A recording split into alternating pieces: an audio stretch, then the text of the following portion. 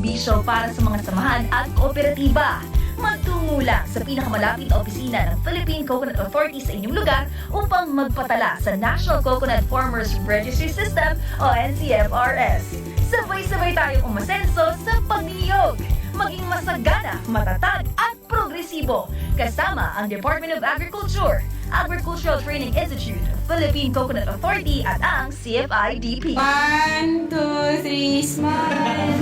Abyan, kamusta bala ang imo yuhom? Kompleto pa bala ang imong ipon? Kinahanglan mo na bala magpatinlo o kung magpapasta? Halungan ang imong ipon, agod padayon nga matamis ang imong mga yuhom? Magbisita sa imo dentista, agod ma-check ang imong ipon para mapabilin nga matinlo, mapagon kag healthy ang mga ini. Check your dental health. Ini nga pahanumdum nagikan sa Capiz Provincial Health Office, kag diri sa 97.7 FM, Radyo Maragtas, Mayuhom, kag Baratyagot. Kamo, ang boss ko. Sunod sa pagtuon, 85% sa mga Pilipino ang nagagamit sa internet kay 79% sini ang rason nga pagkuha sa impormasyon online. Apang madamo na ang naging biktima sa fake news tungod sa hungod kag hindi hungod kapag laptas sini. Spreading fake news is a crime apang mahimo ini likuan pinaagi sang pagbasa sa kaungdan sang balita, hibaluoy kung diin ini maghalin, pagtsikar sang pitsa kag sang oras sang balita, pagtsikar sa iba ni news outlets, pagtsikar sa mga salang panulat, kag pag-follow it lamang sa mga trusted news outlets. Mangin responsable sa pag-share sa balita. Share before you share. Ini nga pahanumdum nagikan diri sa 97.7 FM, Radyo Maragtas, Mayuhom kag Balatyagon, kamo ang boss ko. 97.7 FM, Radyo Maragtas, kamo ang boss ko. Babanam kiwalam, babanam kiwalam. Interesante nga mga tupiko halin sa pinanig sang Maragtas nga nagbilig sang marka sa palanuglion nga kultura. Maragtas sang banwa, Maragtas sang Capiz. Unong hurangan datuay hinabongan adik ko. Tuupod si Boss Renante Ortiz Lista kagang manugpagtas nga si Dr. Vicente Vic Villan. Maragtas sa Capiz. Programa nga magatalakay sa mga hitabo, lugar, tawo kag pagkabutang nga dako nang papel sa Maragtas sa Capiz. Kada adlaw sang Sabado alas 11 o alas 11:45 sa aga. Maragtas sa Capiz.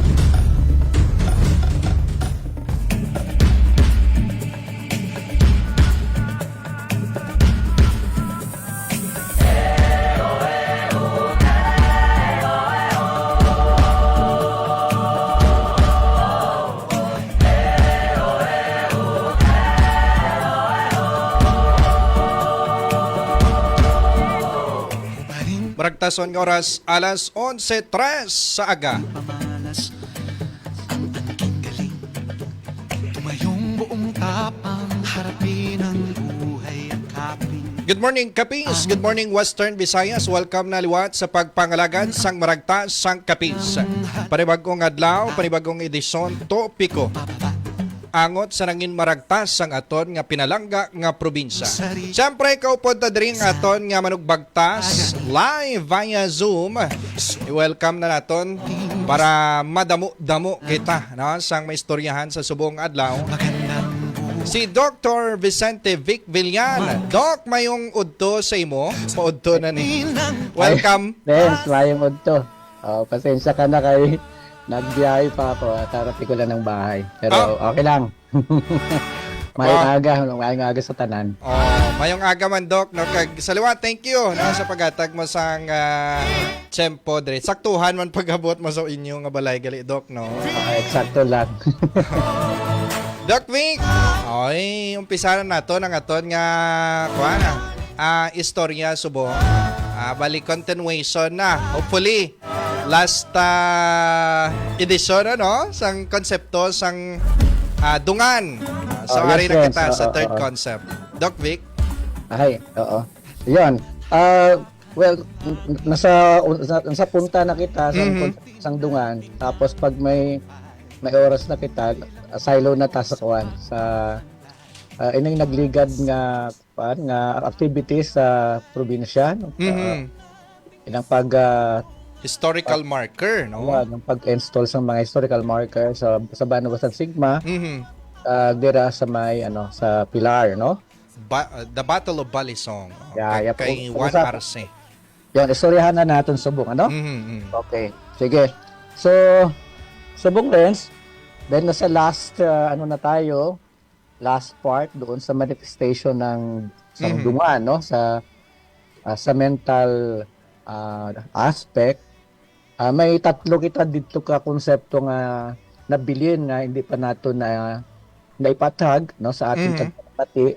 Amo ining ginatawag nato nga huna-huna. Ikalawa inang animo, kag ang ulihi medyo hindi na nato masyado ginagamit nga concept, ano, inang diwa, no. Doon din na natin masyado, pero pag balikan mo ang mga iligay non literature, andun siya, no. Yung mga tula, no. Yung mga binalaybay nga ginatawag, no, sa aton pulong, makikita mo yung concept nga ina. Pati na rin sa mga historical novel, mga sinulat nanday Magdalena na Halandomi, halimbawa, kadamo yung sang ginsulat niya nga mga nobela, mga historical essay, mga binalaybay, pati ng mga play. So ginagamit pa niya yung konsepto nga ina. Pero sa subong nga panahon, medyo hindi na siya masyado ginagamit. Siguro base mga katigulangan na lang siguro ginagamit. Pero still, maayong ipatag din natin subong, no? Siguro, unahon natin rin inang ginatawag natin nga huna-huna, no? Sa Tagalog, siguro, mas tinutumbasan ang konsepto sa huna-huna, no?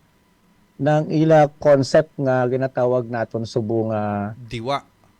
Isipan, no? Okay. Isip. Oo. So ang isip nagatumot ini sa ginatawag naton nga kapasidad sa isang katao nga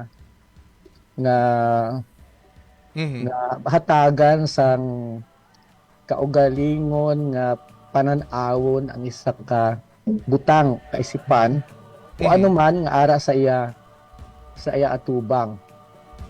So yung perception sang tao na hanugot sa isa ka butang, isa ina ka kuan ka kabahin sa ginatawag naton nga huna-huna, no? Ang isa pa maliban doon sa ginatawag naton nga kapasidad sang tao, no, na hatagan sang kaugalingon nga panan-awon o perception, no, o paglantaw ang mga ideya o kaisipan nga ara sa atubang. Siguro ang isa pa ay nagatumod sa ginatawag naton nga memorya, no? Yun ang memorya ay yan yung kakayahan, no, sa ang isa ka tawo nga mag-restore, makapaghandura o makapag-alaala, or sa Ingles ay makapag-retrieve information halin sa iya nagligad nga kabuhi, no? Sa akong memorya, but silingon ay importante siya nga pag estudyuhan nato, no? Kasi diri nagahalin ang iya ginatawag nga decision making sa ginatawag nga memorya. Sa Tagalog, friends, ang tawag nila sina is gunita. Gina-recall. Gina-recall mo ang mga na-reminisce naman na? Oo, nire-reminisce mo ang nagligad nga hitabo sa imo sa imo kabuhi. Doon sa ginatawag na reminiscence, ang importante nga atong dira tandaan ay yung mga meaningful lang, essential at relevant lang na mga hitabo sa nagligad sa aton kabuhi ang aton gina-remember. So in short, ginakalimtan natin ang mga butang kung nga hindi maayos sa aton. Sa aton nga palamatyagon subok. So kung baga, ang ginatawag naton nga gunita sa Tagalog, kung memorya sa Spanish, o handuraw siguro no sa aton nga kaugalingon nga pulong ay ano siya no strategic na na Paagi? Oo. paagi sang tao kung ano ang ang may saysay nga iya dapat udlingon sa iya nagligad. Mhm. Ano ang gusto lang niya nga bagtason. Yan tama yun natin Oo. Ang atong programa no. Kung paano ipagabagtason ang nahitabo sa nagligad sa iya kabuhi. Ay ano na decision making sa tao kung sa diin sa iya paghuna-huna ay maayo no sa iya palamatyagon. So, Sige Renz, go ahead. subot silingon Doc, nakadepende sa iya kung ano ang iya nga handurawon, amo na ang iya nga mangin puturo man. Oo, tama ka. Kasi dependent kasi yung yung future mo. Sa kalidad sang imo paghanduraw sa nagligad sa imo kabuhi. Oo. Kaya nga ang hambal nga sa historiography, reflection sa uri sang kaalaman sang historical knowledge nga may ara ka kasi your past, no? Ang kalidad sang imo kabuhi subong. kaya sabi nila sa development perspective, importante ang remembering of the past. Oy.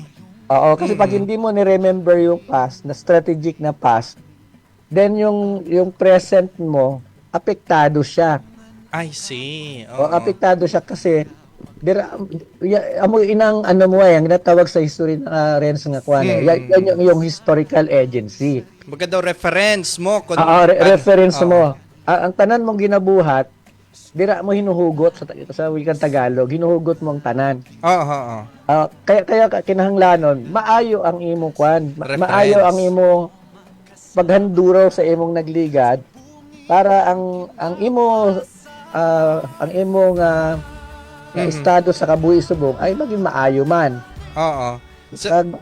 Kag labi sa tanan, ang future mo ay mas maayo kung maayo umayad ang imo paghanduraw, no? So very strategic man gawa nga portray no ining pagpangisog sa ngaton nga mga baganihan dati Doc Vic o pag-reenact atong sa maragtas ang kapisnon historical performances para daw ma-instill sa subong nga mga henerasyon nga ay maisog gali kami dati so dapat subong maisog man.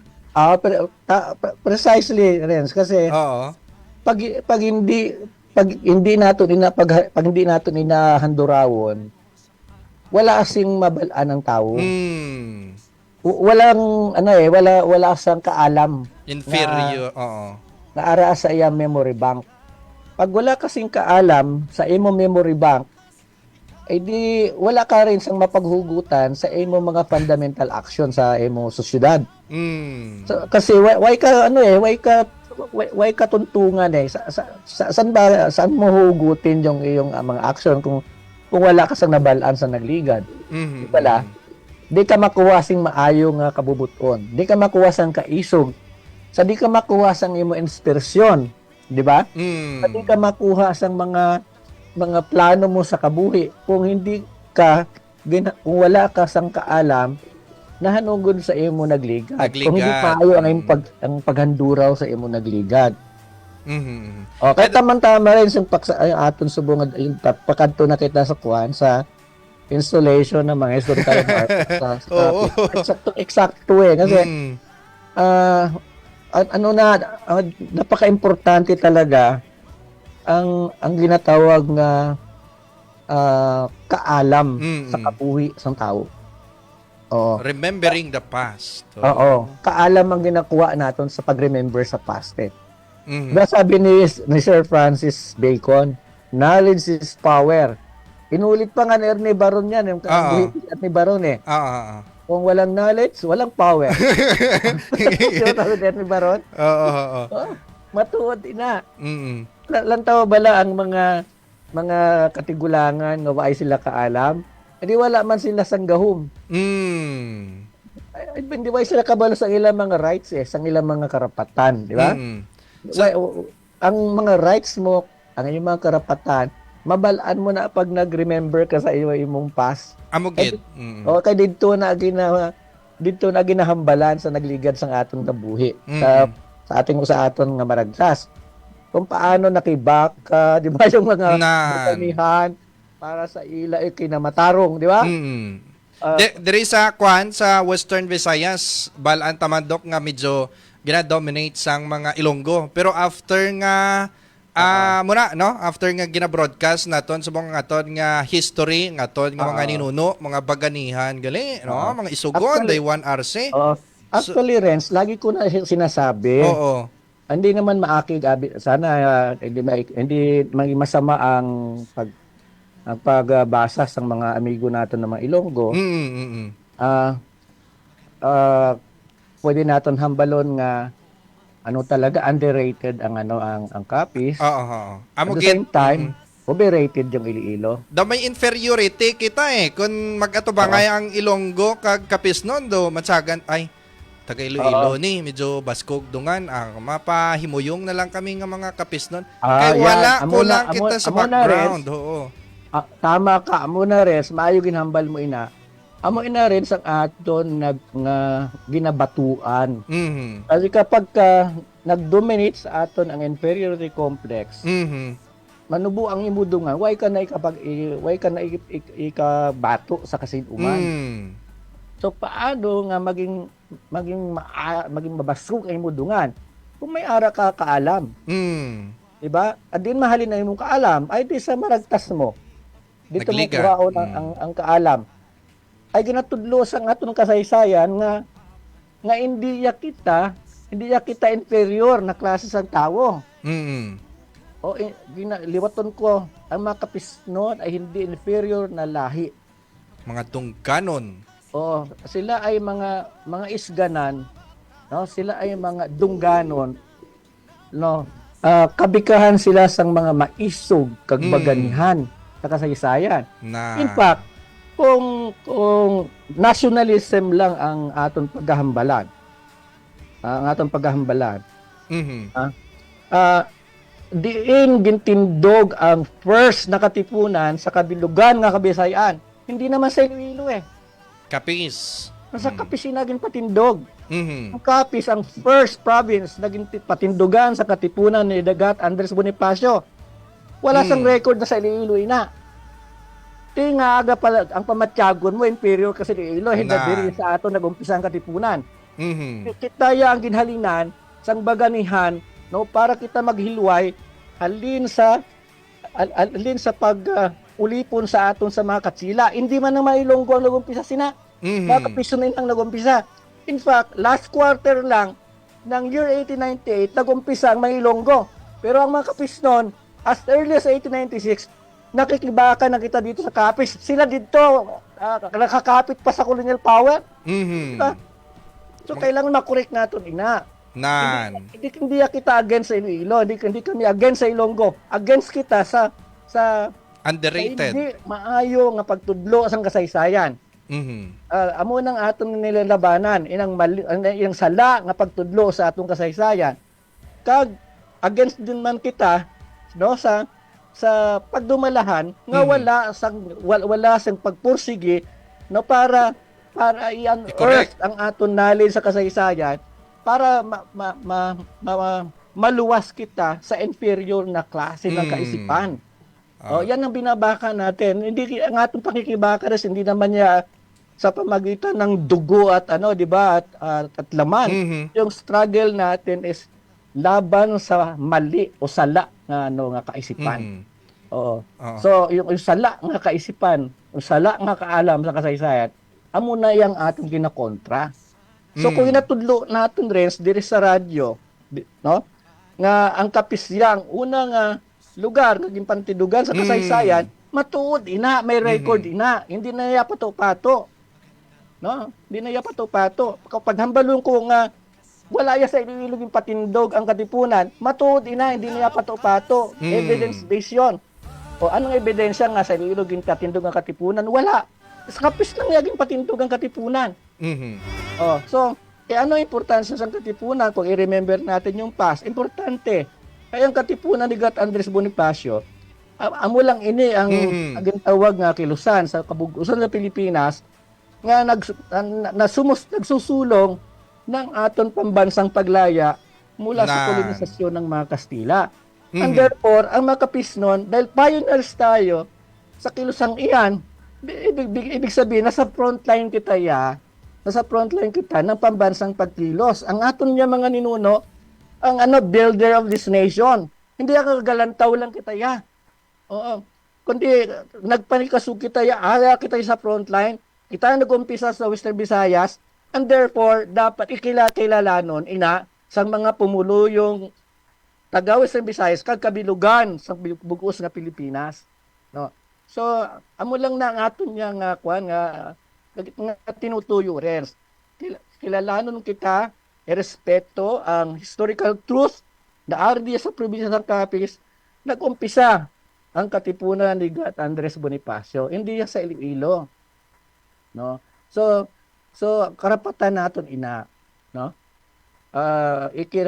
Kumbaga pagkamatarong naton ina bilang isang pumuluyo, nga kita pagakilalanon, nga kita ya, ay lahi sa mga baganihan.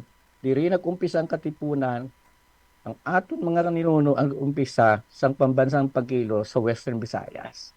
Yun lang ang ating hinihingi sa kanila. At yun din ang ating pakiusap sa sa aton mga pumuluyong kapisnon, no, na dapat pumasok na yan sa ating mind, sa atong nahuna, no. Para kita nga mga kapisnon, hindi na kita magpamatyagon nga kita ya inferior. Hindi kita ya inferior nga lahi. No? Kapantay kita ng kahit na sino, di ba?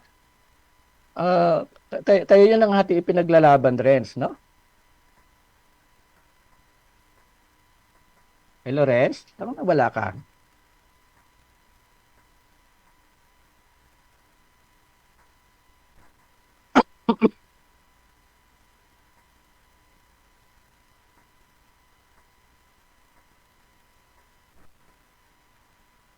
Renz?